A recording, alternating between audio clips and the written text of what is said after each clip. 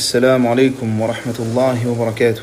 بسم الله الرحمن الرحيم والصلاة والسلام على أشرف الأنبياء والمرسلين نبينا محمد وعلى آله وصحبه أجمعين. مرحبا بكم مرحبا جميعا.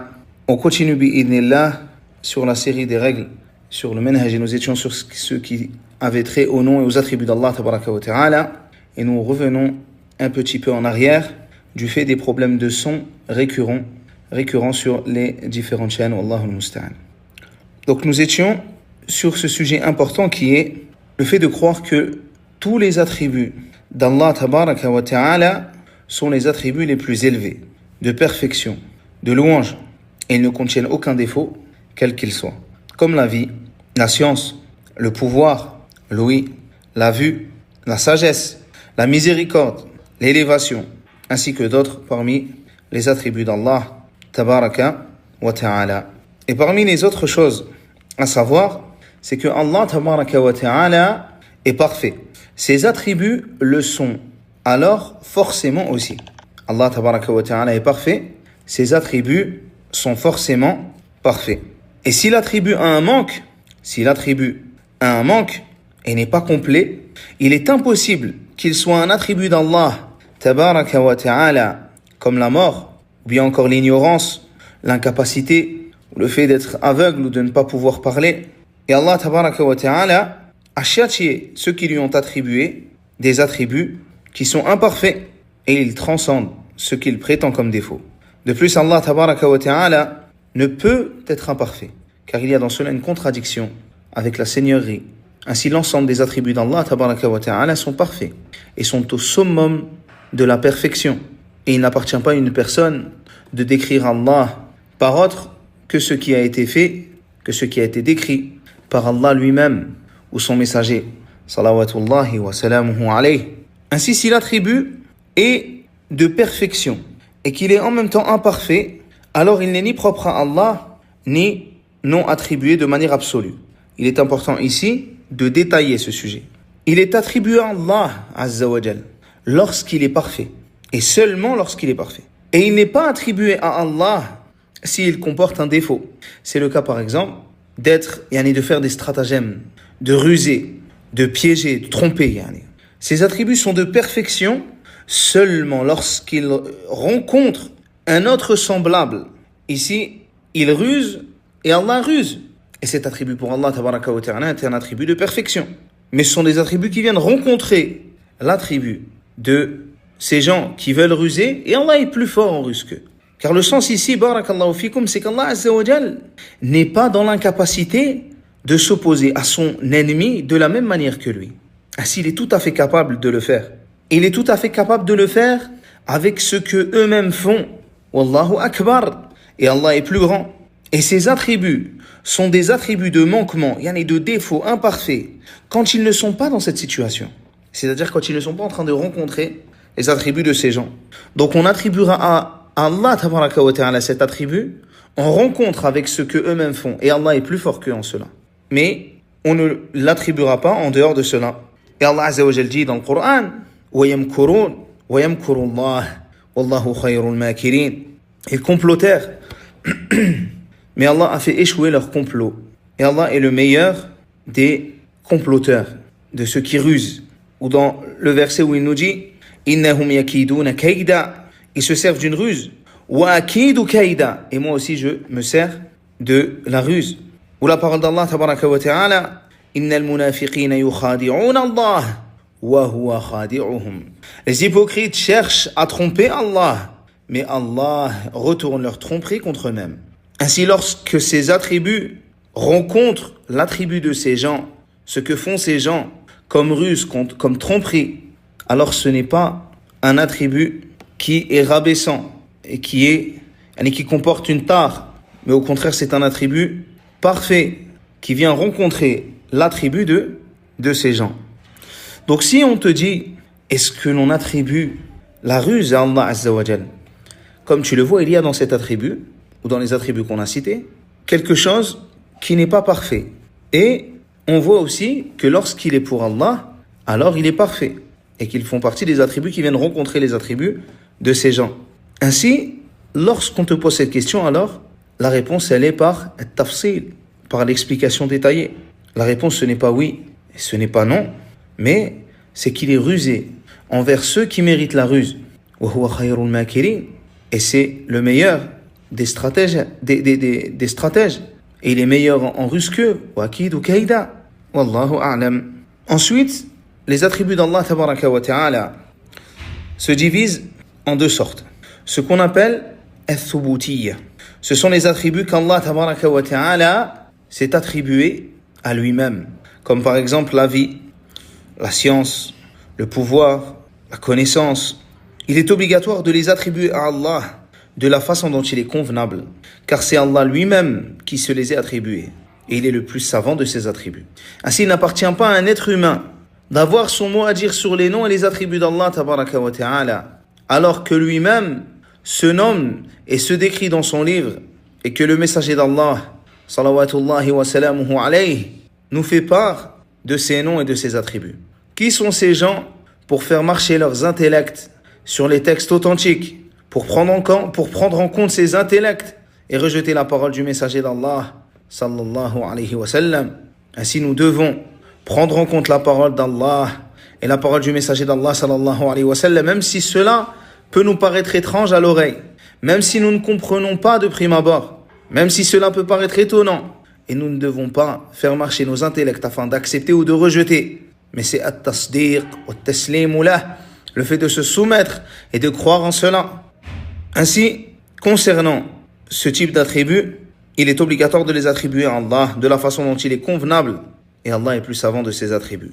Et vient la deuxième catégorie, as-salbiyya ici, ce sont les attributs d'Allah qu'Allah s'est interdit à lui-même, comme l'injustice. Et lorsque tu crois en cet attribut, alors il est obligatoire pour toi de croire qu'Allah tabaraka wa ta'ala s'est interdit l'injustice à lui-même. Et tu crois qu'il est obligatoire de ne pas les attribuer à Allah azza wa jal.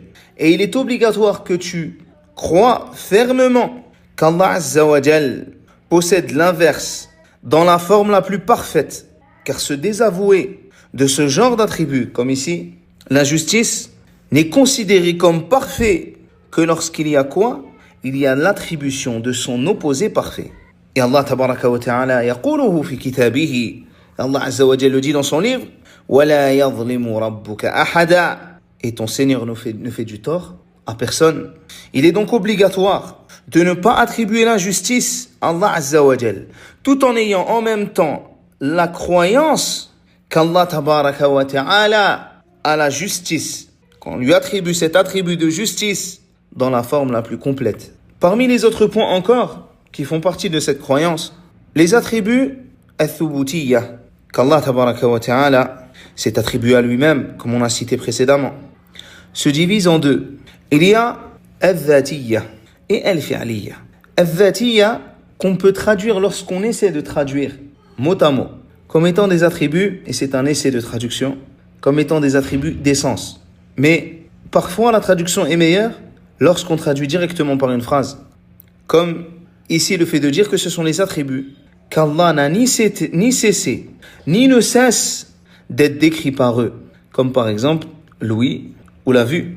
Vient ensuite la deuxième sorte d'attribut qu'on peut essayer, et c'est un essai de traduction, de traduire comme étant des attributs d'action, ce qu'on appelle sifatun fi'liyya. Ce sont des attributs qui sont rattachés à sa volonté. S'il le veut, il le fait. Et s'il ne veut pas, il ne le fait pas. Comme par exemple l'établissement au-dessus du trône, ou la venue, waja'a rabbuka dans le Coran, ou bien la descente. Ces attributs-là sont des attributs qui sont rattachés à sa volonté. S'il le veut, il le fait. Et s'il ne veut pas, il ne le fait pas. Puis, une autre catégorie qui est dhatiyatun bi'atibar wa fi'liyatun bi'atibar, qui est d'un côté dhatiyya et d'un autre fi'liyya, qui est d'un côté d'essence dans les 7 traductions ou d'action dans les 7 traductions. Comme par exemple la parole. Ainsi, à la base, la parole, l'attribut de la parole, est considéré comme un attribut dhatiyya, car Allah n'a pas cessé de parler et ne cesse pas de parler. D'autre part, il est considéré comme étant un attribut d'action fi'liyya, car il est en relation avec sa volonté. فَيَتَكَلَّمُ كَيْفَ شَاءَ وَمَتَ شَاءَ. Allah Azza wa Jal parle comme il veut, quand il veut. Parmi les autres points aussi à prendre autour de ces règles, le fait de savoir que les attributs d'Allah Tabaraka wa Ta'ala sont au sens propre et que il ne t'appartient pas, ya Abdallah, de t'écarter du sens propre si tu n'as pas de preuve qui empêche ce sens. Ainsi, lorsqu'Allah Tabaraka wa Ta'ala dit qu'il a un visage, tu attestes de l'attribut du visage et tu dis au sujet du visage que tu crois en cet attribut. Et cet attribut, tu ne lui donnes pas de comment, car toi tu n'en as pas connaissance. Le comment est connu d'Allah Tabaraka wa Ta'ala et il n'est pas connu par toi. Allah ne l'a pas révélé. Mais tu crois fermement au sens, le sens qui a été révélé en langue arabe et qu'Allah Azza wa Jal nous a transmis. Ainsi tu crois fermement au sens, mais tu renvoies le comment à Allah Tabaraka wa Ta'ala, car tu n'as pas de science à ce sujet.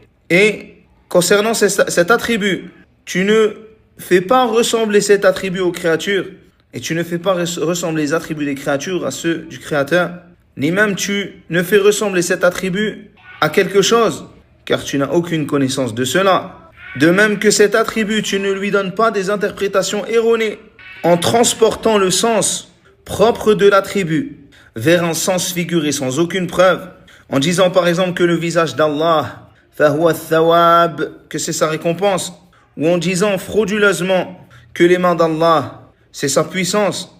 Mais au contraire, tu dis ce qu'a dit le messager d'Allah sallallahu alayhi wa sallam, ce qu'ont dit les compagnons, ce qu'a dit Allah Rabbul Alamin. Ainsi, il n'est pas permis de chercher le comment de l'attribut. Et Allah Azza wa Jalla yaqul fi kitabihi wa la yuhituna bihi ilma, alors qu'eux-mêmes ne le cernent pas de leur science. Ils n'ont pas la connaissance de cela. Car l'intellect, barakallahu fikum, n'a pas la capacité de comprendre le comment des attributs d'Allah Azza wa Jalla. Et il faut que tu crois fermement. Laysa kamithlihi shay, il n'y a rien qui lui ressemble. Les attributs des serviteurs ne sont pas semblables à ceux d'Allah. Et les attributs d'Allah Azza wa Jalla ne sont pas semblables à ceux des serviteurs. Ceci car Allah Tabaraka wa Ta'ala mérite la perfection absolue. Il n'est donc pas possible de le comparer à l'être humain qui est imparfait. Et les gens qui tronquent les attributs d'Allah Tabaraka wa Ta'ala, qui les renient, en réalité, ya'buduna adama, ils adorent le néant. Quant à ceux qui yushabbihun, ils font ressembler Allah à sa création, ou la création à Allah Azza wa Jal, fahum ya'buduna sanama, ils adorent en réalité les statues. Et Allah Azza wa Jal, il n'est pas possible de le comparer aux êtres humains, l'être humain qui est imparfait, alors qu'Allah Azza wa Jal huwa Rabbul Alamin, le Seigneur des mondes, celui qui est parfait, la perfection est son attribut. Ainsi, il ne faut pas faire le tamthil, et il ne faut pas faire at-takif. Wa tamthil, c'est le fait de décrire l'attribut en le comparant à un exemple.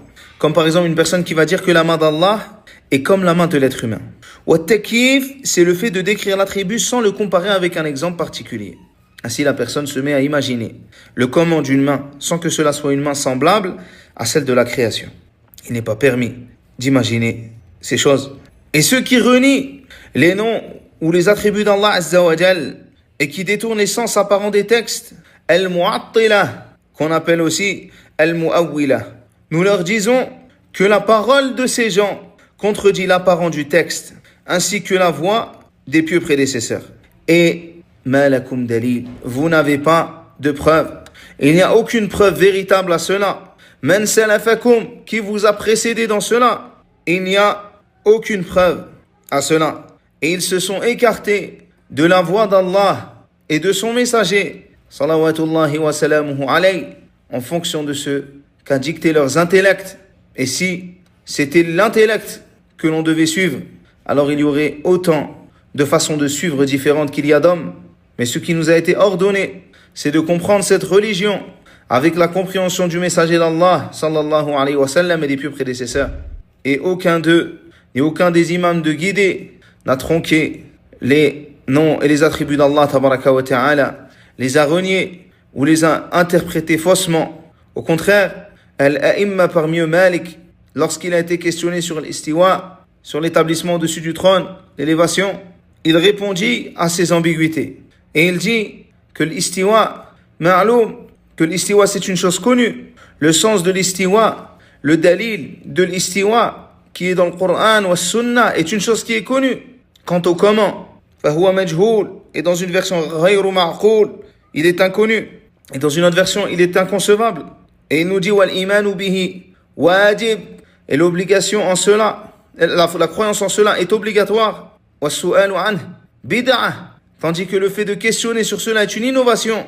أخرجوه من المسجد, et il fit sortir cet homme-là de la mosquée et il dit de lui que c'est un zindiq.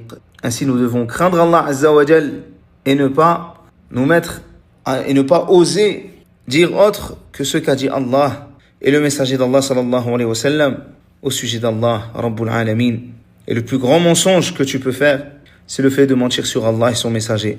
Ainsi il est important de connaître ces règles qui font aussi partie des règles de notre manhaj, qui sont malheureusement oubliées à une époque où Ahlul Bid'a, où les gens de l'innovation sont nombreux et propagent leurs ambiguïtés. Ainsi il appartient aux partisans de la Sunnah d'apprendre la Sunnah afin de ne pas tomber dans l'innovation et dans l'égarement. Et nous sommes à une époque où les réseaux sociaux sont remplis de gens de l'égarement. Parmi les plus grands réseaux des gens de l'égarement, TikTok ou encore le réseau de polémique qu'est Twitter, il y a dans ces réseaux un grand mal. Il faut que les gens, lorsqu'ils s'aventurent dans ces contrées, prennent garde. Il se peut, subhanallah, que tu te retrouves dans un pays de mécréance où il y a des fitnas, mais qu'il y a peut-être moins de fitna pour ton égarement, ou peut-être même pas au même niveau, il y en a que lorsque tu vas ouvrir ce TikTok, où tu vas être, déjà que tu es dans un pays de mécréance où tu dois t'en aller, tu vas te retrouver, en plus d'être dans ce pays, entouré des imams de l'innovation. Ainsi tu dois te faire miséricorde, comprendre ta situation, et t'écarter de ces comptes des gens de l'égarement, et ne pas te sentir à l'abri du stratagème d'Allah tabaraka wa ta'ala, ne pas te sentir à l'abri de l'égarement. Demander la protection d'Allah tabaraka wa ta'ala et faire les causes afin de ne pas tomber dans les filets des gens de l'innovation. Et parmi ces causes, le fait d'apprendre la religion et le fait de s'écarter des endroits de kufr et le fait de s'écarter des endroits de l'innovation. Wallahu ta'ala a'lam wa sallallahu ala nabiyyina Muhammad wa ala alihi wa sahbihi wa sallam. Assalamu alaikum wa rahmatullahi wa barakatuh.